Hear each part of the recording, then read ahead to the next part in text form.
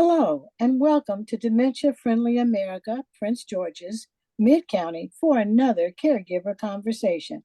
My name is Ginny Lee, and I'm a member of the DFA Mid-County team. Joining me are other members of the team. Rosalyn Morgan, a former caregiver for her mother, Irma Nicholson, a long-term caregiver for her husband, and Lorie Summers, who has been involved in caregiving for a family member. Now let's think about just learning of the diagnosis, dementia, Alzheimer's, and then of the acceptance. And that is a process within itself. However, that is only the beginning of a long journey for the person as well as the entire family. With that comes many changes along the way, which include having to make very difficult decisions, which can be stressful and emotional for all those involved. One critical decision is our topic for today's caregiver conversation. When is it time to stop driving and how to approach it with your loved one? During the last year, there seems to be more information forthcoming in the media about Alzheimer's and dementia. There was a 2023 Alzheimer's Association report that provided a great deal of information and data. There is an estimated 6.7 million Americans aged 65 and older living with Alzheimer's or dementia. This report included the high prevalence of the disease in our own Prince George's County. Now, think about that, those staggering numbers. So, due to the increasing numbers of people being diagnosed with Alzheimer's or dementia, it also means the number of persons that are still driving are also increasing. According to a recent Washington Post article, there are relatively few studies that delve into how many older adults with cognitive impairment continue to drive. However, there was one study that found that 61% of older adults that have a cognitive impairment continue to drive, even though 36% of their caregivers were concerned about their performance. Now, there are some seniors who have the impairment who, with the encouragement of their family, have exercised caution and they've limited their driving. However, there are many others who should not be driving because they are at risk and they are a danger to themselves or others. So we will begin our conversation today with several scenarios or examples that our team members have faced with this very hard dilemma. So let's begin and hear from Irma with her story. Thanks, Jenny. My story started 16 years ago. I am a caregiver. I'm an advocate for my husband with Alzheimer's for the last 16 years. And driving, my husband was the number one driver whenever we went on vacation and everything, and just going and doing weekend trips and all. My husband had several strokes, and the one thing that I want everyone to realize that no two people are the same. So when I tell my story is an easy story where my husband, I was able to get the keys from him because of having the strokes and the seizure. One day we was going to the doctor and my husband was driving erratic. He was hitting the brakes. He felt that he didn't want anybody to pass him, and it was just not safe driving. So I asked him to pull over on the side of the road to let me drive.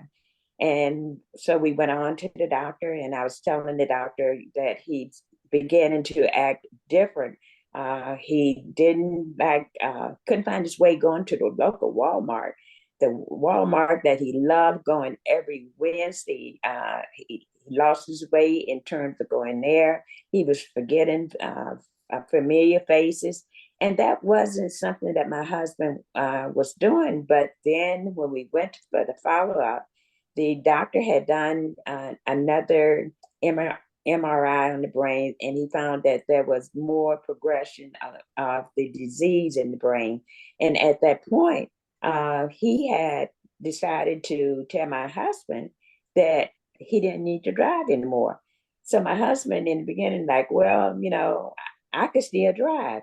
But the doctor explained to him that out of the responsibility that he should have for himself in terms of hurting himself and hurting other people, that he wouldn't want to do that. So he asked Mr. Nicholson, he said, Mr. Nicholson, suppose you went out there and you hurt a child, or you hurt someone, you killed yourself or someone else, what would that be like? And he said he didn't want to hurt anyone. So at that point, my husband was more willing to give me the keys. And it's been like 13 years. But my husband tells the story now that he haven't driven in 3 years because he didn't want to hurt anyone, because he had the fear that he would have another stroke or seizure. So for me, it was an easy task to get the keys because of the help from my physician. And that is something that, a person can do. You can talk to your physician, but we're going to talk about that later. But I'm going to let you just hear a couple more scenarios, because like I said, my scenario of getting my keys from my husband was an easy one because of the doctor. So now we're going to hear from Rosalyn, and Rosalyn is going to tell her story. So Rosalyn. Thank you, Irma. My story was a little more challenging. My mother had Alzheimer's, and we didn't find out about it until probably later. She lived in South Carolina, and I kept getting calls from my aunt that something was wrong with my mother. Long story short, we found that she was acting really odd. We ended up moving her back to Maryland, and I thought it was a great idea to bring her car back so we can drive her in her car and all these great things, and that she would love it. The good part about it, I did get the keys from her. She didn't know I had them, but I had them. And I parked the car in front of my house, and it stayed there for a while. And every day she saw that car, she was determined that she was going home. She didn't want to stay where she was. She was going back to Darlington, South Carolina. It got so stressful when I would come in from work, she would literally curse me out. My mother never cursed. We had never heard her curse in our lives. It was such a shock when these words started pouring out her mouth. So every day she'd get home from the adult daycare, because I ended up putting her in there. She couldn't stay in the house by herself. She would see that car and she would yell, scream, cry about how she was going home, that I stole her car, and all of this. One time it got so stressful, and it was wintertime, and she was just wearing me out. I told my children, they were younger, to put their coats on. It was freezing outside, and they didn't know why I was telling them. I said, just put your coats on, we're going outside.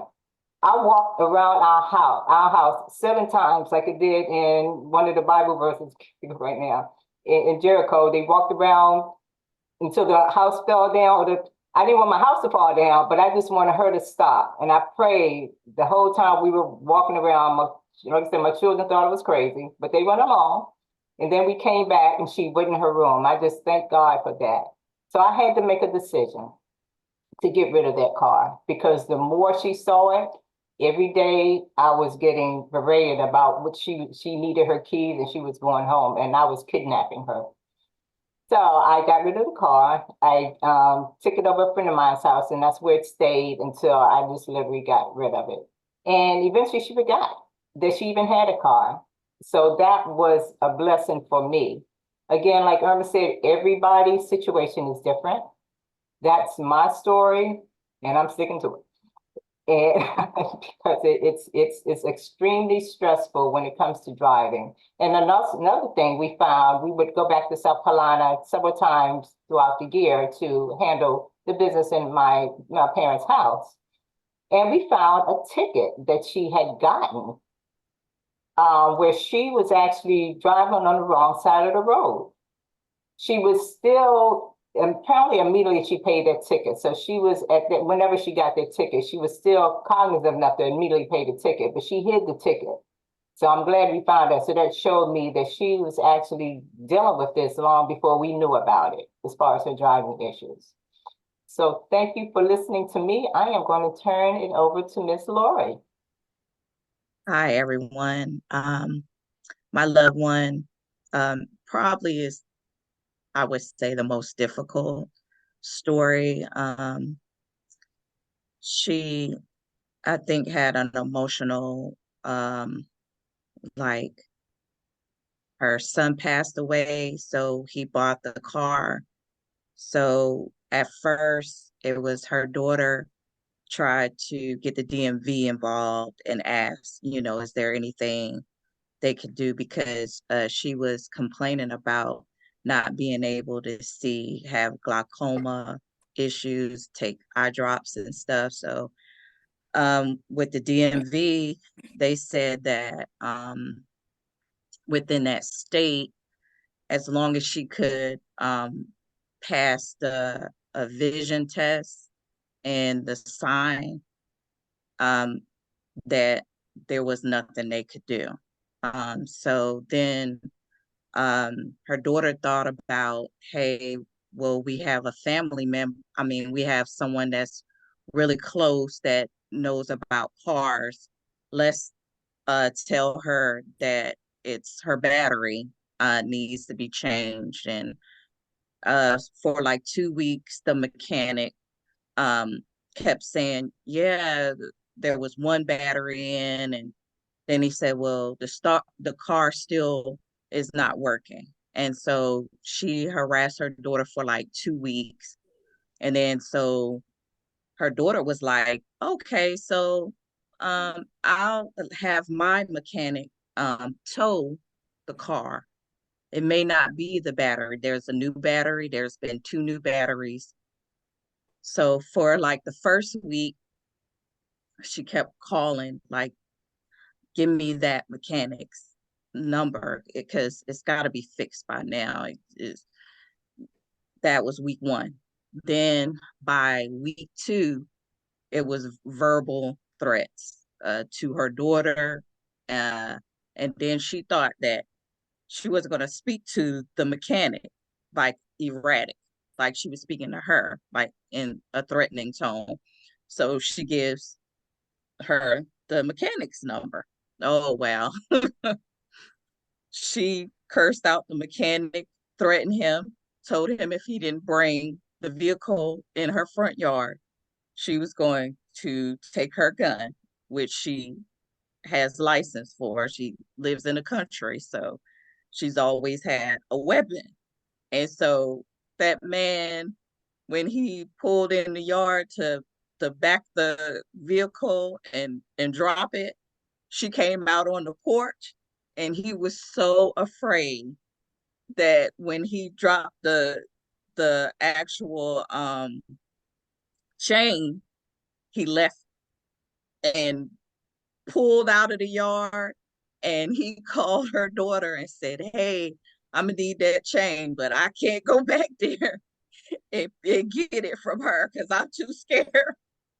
And even she was like, at first she was like, I it's my mom, but I'm kind of scared too. Let's just let her calm down. So as you see, that was really difficult. It's still in the yard. She's still able to see it, but I think now she's kind of, it's been a year, so now she realizes that it's better just to look at the car. And I think she likes driving with people now, her daughter, um, her granddaughters and stuff. So she's not really bothered, but it was really a difficult challenge. So now I'll turn it back over to Rosalyn. Thank you, Ms. Lorie. I am going to now talk about the risk factors for driving with dementia. People with dementia often do not realize they are having driving problems. Driving is a major challenge for a caregiver to deal with, as you see with our stories. It is hard for the loved one to accept the fact that they can no longer drive anymore due to safety concerns. Do not dare tell them that driving equates to a loss of freedom, a loss of independence. While, again, cleaning out my mom's house, we found that ticket. I'm glad we found the ticket, but it really showed us that she was having these cognitive, these issues with driving long before we realized it. So with that, we had to make a decision. And that's why when we went down there, I took the keys, but she didn't realize it. Family members and friends should carefully observe the signs that it's no longer safe for their loved one to drive. Here are some of the driving risks to look out for. Getting lost when driving to familiar places. Easily distracted while driving. Failure to observe traffic signs. Driving on the wrong side or wrong way on the road. Confusing the brake and gas pedals. Driving through a red light or stop sign. Making slow or poor decisions and reactions. Multiple traffic tickets and warnings. Making inappropriate turns in front of other vehicles, such as motorcycles and bicycles. Driving too slow or speeding. Becoming angry or confused while they're driving. Health issues that may affect driving, such as vision, hearing, and movement.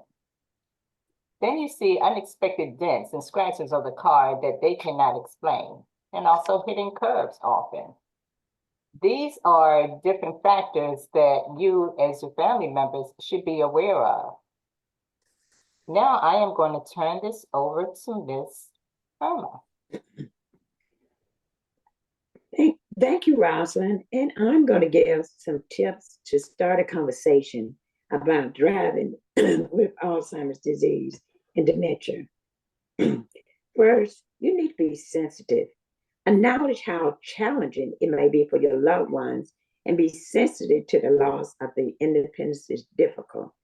For many drivers who probably have been driving for over 40 years, it's just like giving them a jail sentence. Who wants to go to jail? So we look at that part and we know that we need to be sensitive to that. We should stress the positive as opposed to, and offer them other alternatives. These alternatives is like, okay, if it's your parents, tell them that, okay, mom, dad, we would be there to pick you up. We would have a friend to do it. Or you can get Ubers, they have metro access. Give them other options as to what they can do instead of them thinking that, okay, I'm not going to drive anymore and I'm going to be stuck in the house. Address the resistance while reaffirming your unconditional love and support for that person. Let that person know that regardless of what happened, that you are there for them, because no one, as you get older, you have that sense that you're going to be alone. But if your loved one can show you that you're going to be there for them, then it's going to be easy on them. You want to also appeal to that sense of responsibility. Like in the case with my husband, the doctor asked him, Mr. Nicholson, do you want to be responsible for hurting someone? And with that being said, he thought about it. He didn't. And I know that's not true for everyone, but you have that conversation. Then you want to plan it out. You want to set aside some time to share your concern with your loved ones. And with that concern, you want to, as Rosalyn was saying, is that you want to discuss the risk factor. The risk factor for driving is that, driving is risky anyway. And you want to discuss the changes with your loved one that they are experiencing and that it may affect their ability to drive safely through no fault of their own. Like Ross was saying, like maybe tapping someone's car or backing up into someone. Those things you want to make sure that you discuss with them. And with this conversation, you want to make sure that when you discuss how the retirement from driving is going to be handled, you want to just make this issue, you want to, again, to be sympathetic with them. You want to address the topics, because retiring from driving, we put ourselves in that situation. Again, like most people, they have been our parents. They taught us how to drive. And maybe it's been 40, maybe 50 years.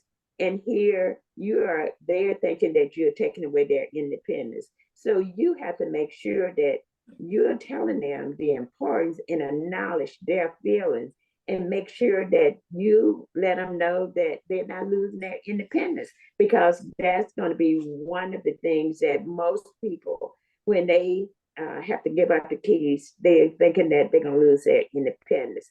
Then you need to do some research. You should familiarize yourself with some state regulation and safety driving and with the license removal. Many cities offer a driving assessment program that is either administered by or run in cooperation with the police department or the Department of Motor Vehicle. You can also check with the department, your local department of area of agent or the police department. But the one thing, you want to make sure that you get it started sooner than later. You want to also just get a care team. And this care team is someone as a backup for you, someone that you trust and someone that your loved one trusts. Because not having the right person to talk with your loved ones, you're going to come up with some resistance. As in the case with my husband, I had the physician. The physician had written a note to say that, Mr. Nicholson, you are no longer able to drive the car.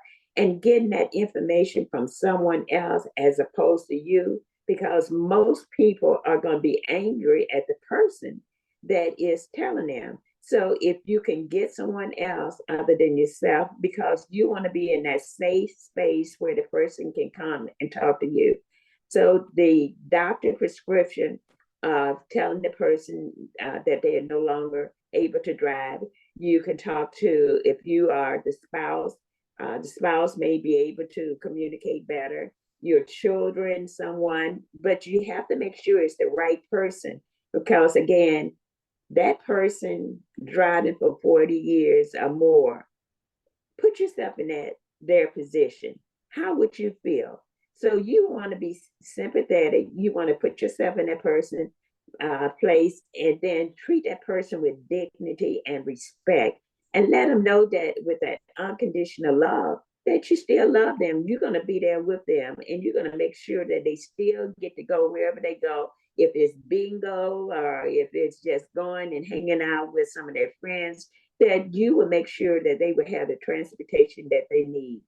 And then you want to make sure that that person is able to, you got the feeling that this person understands you. Because if they do not, then you have another scenario in which we're going to talk about, but you don't want to wait until it's too late to talk to your loved ones. You want to do it sooner than later. And now Ginny is going to talk about what to do if all else fails, because we know that every case is not the same. And you want to make sure that there are going to be cases where people are going to get angry, and Ginny is going to explain what to do when all else fails. Ginny? Thank you so much, Irma. Those were wonderful, helpful tips for communicating with your loved one. And as you said, the empathy is so important, and treating everybody with dignity and respect. And as you've heard earlier from my colleagues, and the toughest scenario that Lorie shared with us, that's one of those almost what to do when all else fails. But I want to reiterate what Irma said. Early planning is really crucial. It is really crucial. And lately, there has been some new information about before a person is even diagnosed, or even early on with maybe mild dementia, get that person to sign what is called, they're now calling it a driving contract, that states they will not drive when it is no longer safe. Now, we know it's not a binding agreement. Some people have called it like an advance directive. for driving. And people can do that, you know, when they're, as people would say, maybe in their right mind, and they can do that. And you can always bring that back and show that to them. Very similar to what I'm sorry, to what Irma was saying about the doctor. That's another one. Ask that person's doctor to write on a prescription pad that they cannot or do not drive. And every time that person wants to drive, show it to the person that the doctor said you can't drive. The doctor. Now, we all know in both of those scenarios, though, as the disease progresses, both of those usually don't work anymore. So again, we're faced with, what do we do now? And one of the things that Lorie said, and also Rosalyn said, you can hide the car keys. And that can really be, you know, very emotional, very stressful, because the person's asking you every day, where are the car keys? But if the person, sometimes that person still wants to have a set of keys. So what you can do is you hide the keys to the car and you give them another set of keys that will not start the car. And sometimes that kind of just keeps them calm enough because they think they have the keys to their car. The next one is disable the car. And as Lorie mentioned, you can take out the battery. That seems to work quite a bit. It didn't with her loved one. Or you can ask a mechanic to install what they call a kill switch that must be engaged before the car will even start. And I think I heard also when Rosalyn said, move the car out of sight. And that can work too. But I know from some experience, you have to move the car though, where the person is not going to be visiting whatever. Because if they see that car, then they want to know, why is that car there? You know, why is my car over here? But that works for a while too, to move the car out of sight. And in some instances, if the person can do it, as Rosalyn said, they can sell the car. And again, reiterating what Irma said, the doctor is really good and a key player in all this. They can also refer the person to for an evaluation. And in a lot of places, it's called a driving rehabilitation specialist. That person is usually an occupational therapist. However, there is a cost associated with that. And then you're going to hear some more from Lorie at the end. But if the person won't stop driving, again, as Irma said, check with your local state's Department of Motor Vehicle. Each state handles it differently.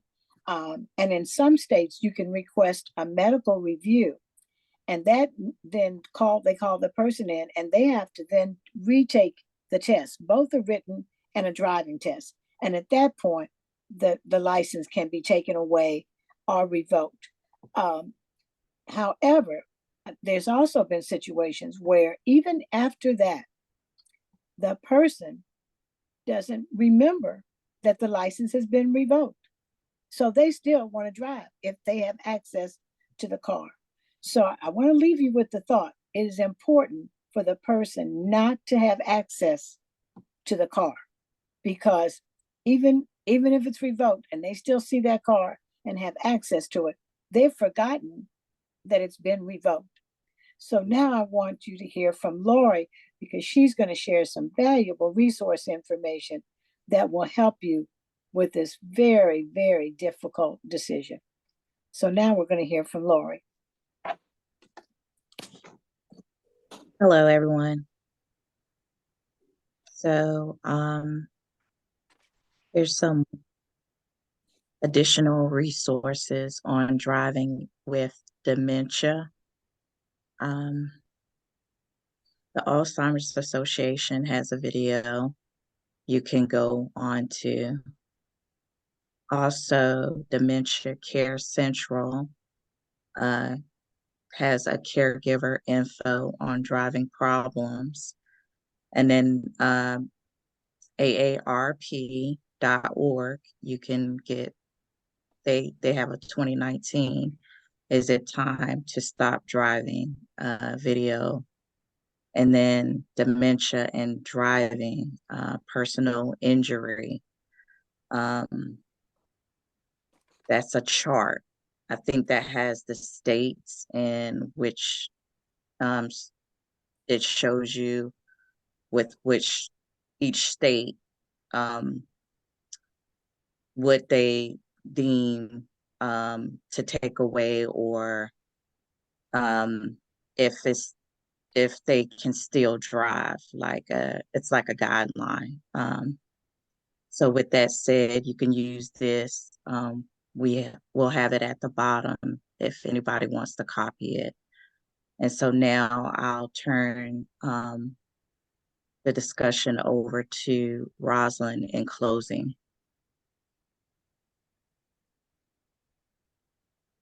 Thank you, Lorie. So in You're welcome. closing, as you see, having this conversation with your loved one should happen sooner than later. You heard of our stories about our loved ones and the challenges that we had and that we faced. These stories are just a fraction of the stories that countless other caregivers have experienced. I appreciate you taking the time to listen to Irma, Ginny, Lorie, and myself about the topic that is so real to many caregivers. The risk factors, communication tips, including what to do when nothing else works, as well as the links shared, we believe will help you discuss with your loved one and family when time comes when you are faced with discussing driving and dementia. We thank you so much for your time, and you have a wonderful day.